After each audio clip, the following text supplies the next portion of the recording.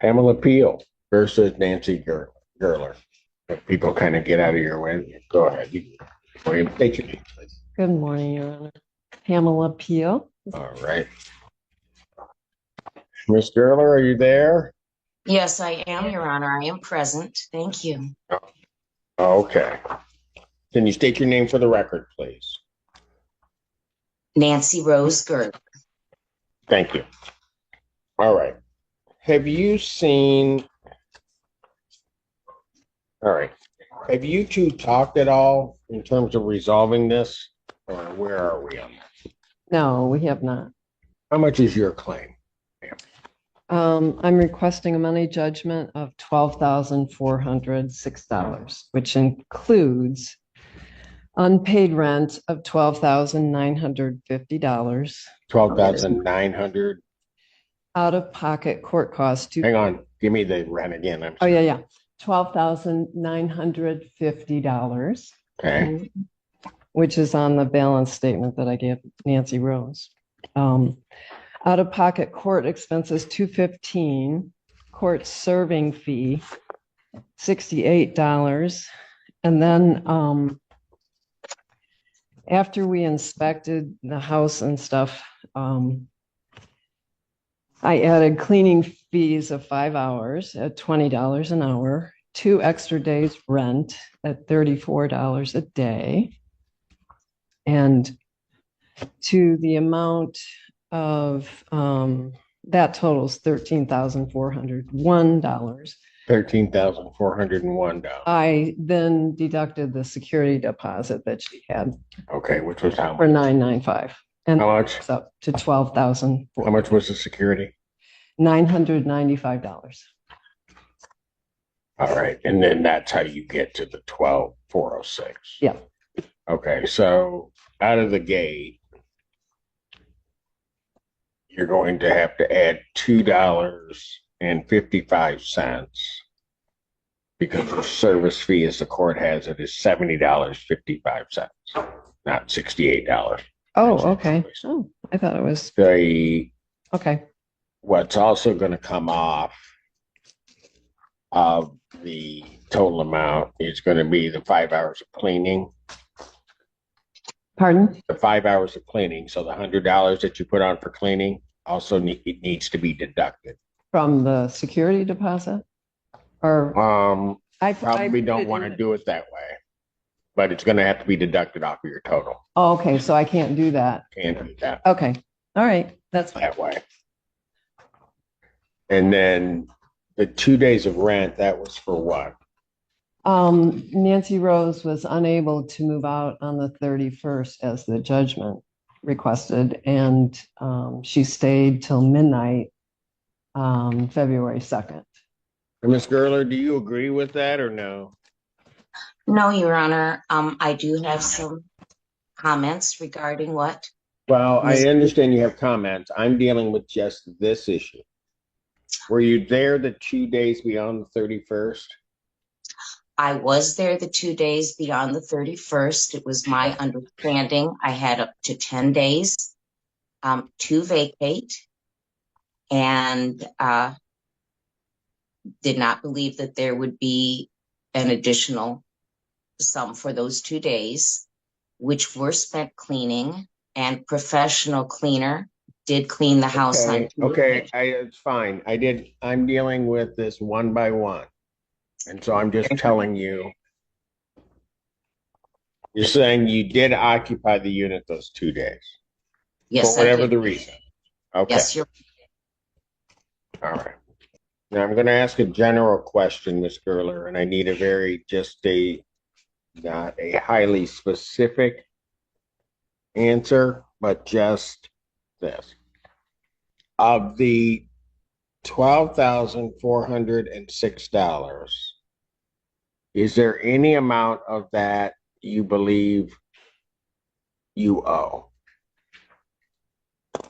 Your Honor, what was in contest at our last hearing was my stated concern that I had enlisted the help of Miss Biles at Faith in Action And we could have been brought current at the first problem, and it was just shy Miss of Gerler, Miss $3,000. Gerler, Sir, I just listen want to, very, listen very closely to my question. Of the $12,406, which is primarily consisting of rent, is there any amount you believe that you owe or admit that you owe of that amount of rent? sir, if we were able to subtract the 3,000 she might have gotten, yes, then I would say that I am responsible for the balance. So what your claim and is that if the 3,000 had been paid by the outside agencies, what you would owe at this time would be the $9,406, If that is the right? balance, Your Honor, yes. Okay.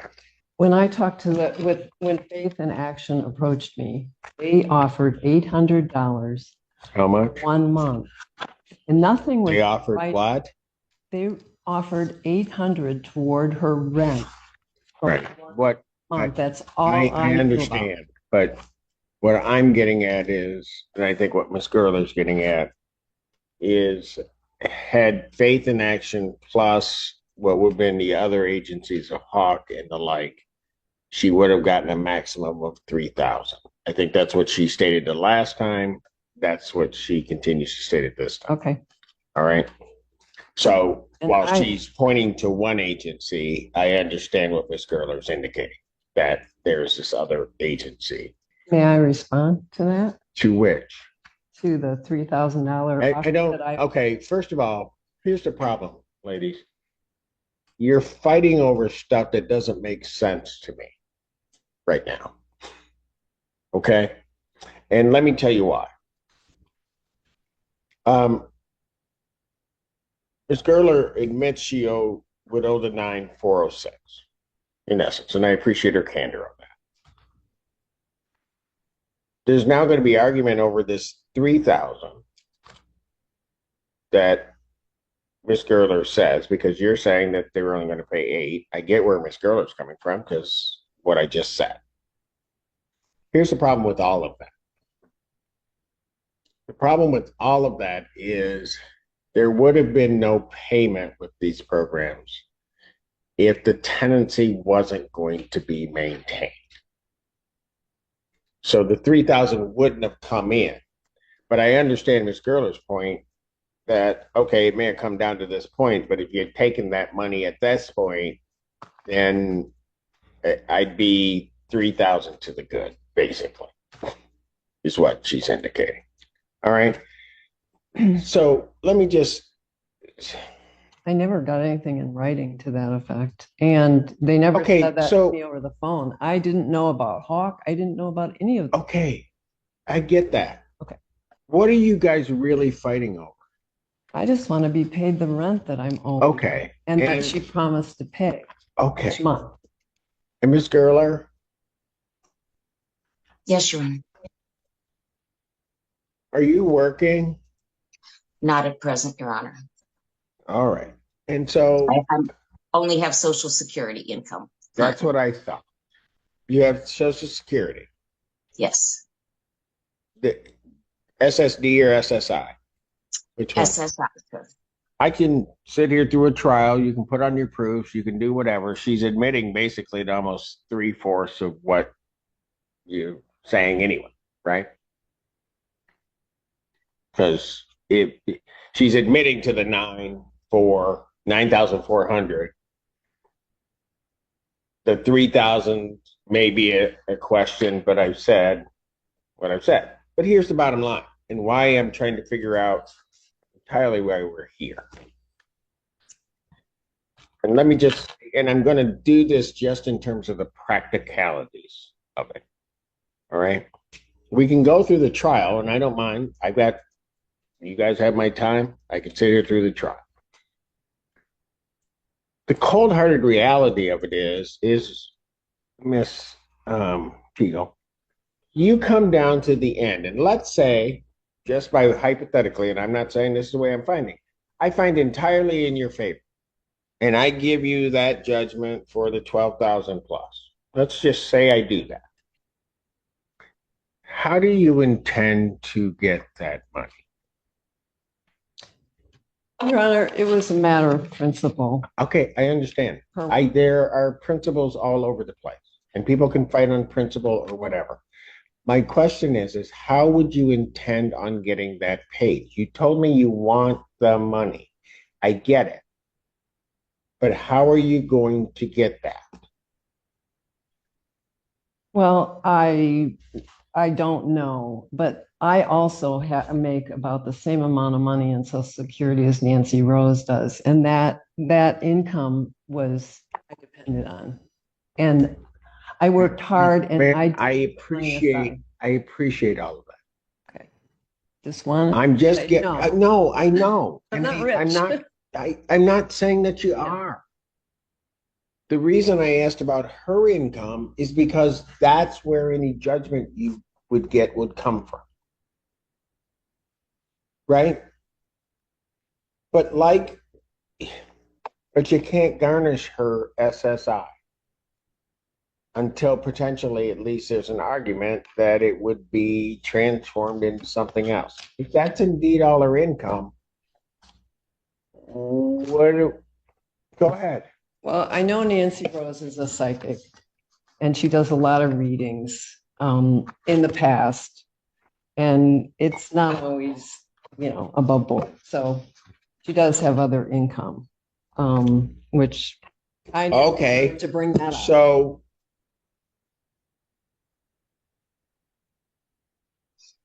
okay. What do you want me to do? You want me to give you a judgment for the full amount? I don't ever expect, I mean, she gave me her word that she Okay, would I pay. asked a question. don't How come nobody expect- just answers my question? Do you want a judgment for the full amount? I We want to do. sit here through a trial? I mean, if that's what you want to do, let's do it. I mean, I'm trying to just give both of you the practical realities of it. That's all I'm trying to do. But if you want to sit here and we just go through the time of doing it, that's why I'm here. Let's do it. Mr. Allen, swear her in. I mean, it makes no sense to me. It's a waste. It becomes a waste of time that you two can't resolve this. May I speak to my husband for 1 second? You want to speak to My husband? your husband? Go for it. All Go right. ahead. Talk to him.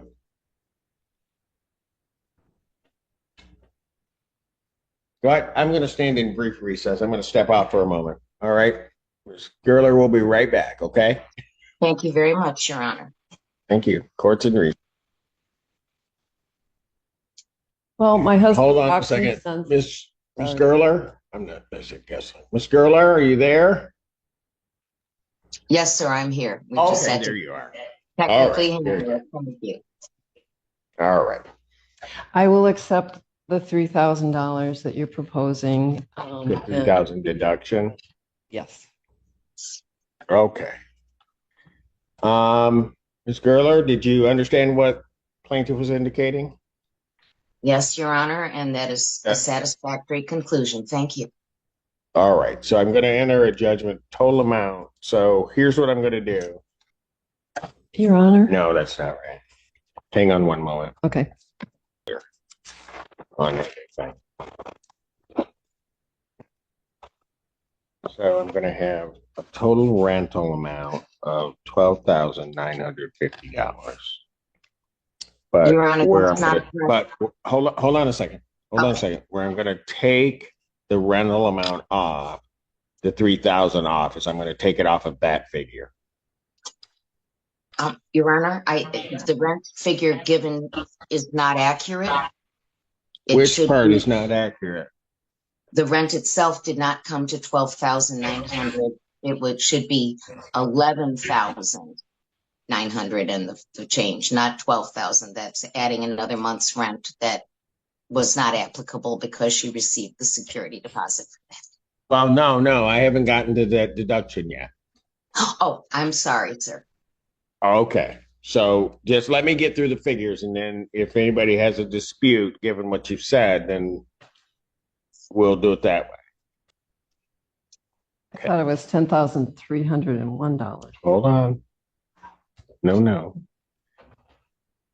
Everybody just stay with me in my math, okay?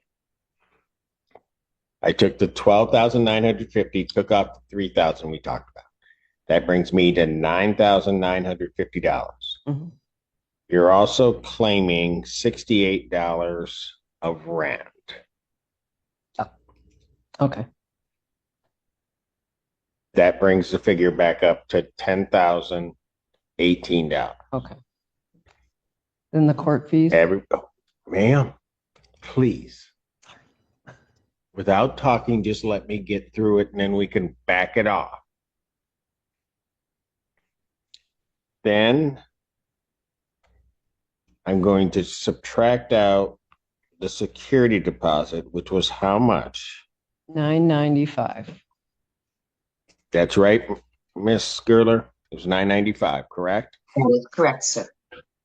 All right. So then, Emily, help me. I come to 9023. Sounds good. Okay. That then is the total judgment amount. And now I'm going to add the cost in. And the costs that are added in that the court has is $215 plus $70.55 service fee for $285.55. Add those costs in, I come up with $9,308.55.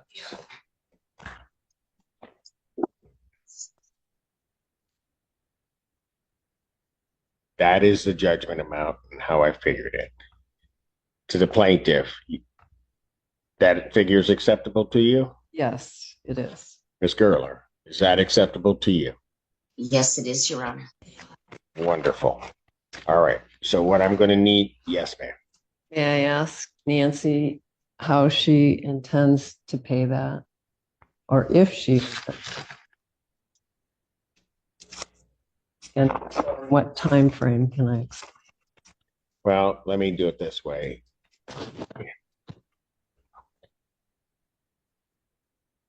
Ma'am, did you want to enter into a payment plan at this point, or do you want the judgment to enter and then you can file for, she could try to collect and then you file for, come back, and then I have to decide what the payment is?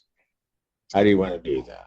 Your Honor, there's no commitment that I can make at this time. I am not working. I have lost all the phone numbers affiliated with my business.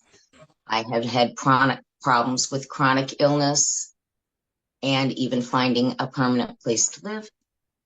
I Got it. certainly hope Okay. this changes in the future, and I will make every effort to pay towards, but at this point I can make no commitments because I literally do not have it, nor secure or stable additions to the Social Security income that I get. Got it. So what that means is that you're left to the Okay, collection procedures that All you right. can. that's The fine. court will enter a judgment. Judgment amount is $9,023. Cost of $285.55 for a total amount of $9,308.55. This court session begins with what is supposed to be a routine probable cause conference, but it quickly turns into a dispute over representation. The public defender's office informs the judge that there has been a breakdown in communication with the defendant, Mr. Edwards. According to counsel, Mr. Edwards believes the office is not acting in his best interest and refuses to follow legal advice. The judge questions both the attorney and the defendant to determine whether there is a legitimate reason for withdrawal, or if the defendant is simply attempting to pick and choose attorneys.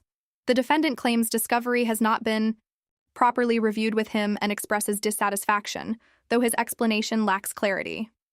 The attorney carefully states that while he does not believe the defendant's complaints are substantively valid, the communication breakdown has reached a point where effective representation is compromised because the client refuses to take guidance.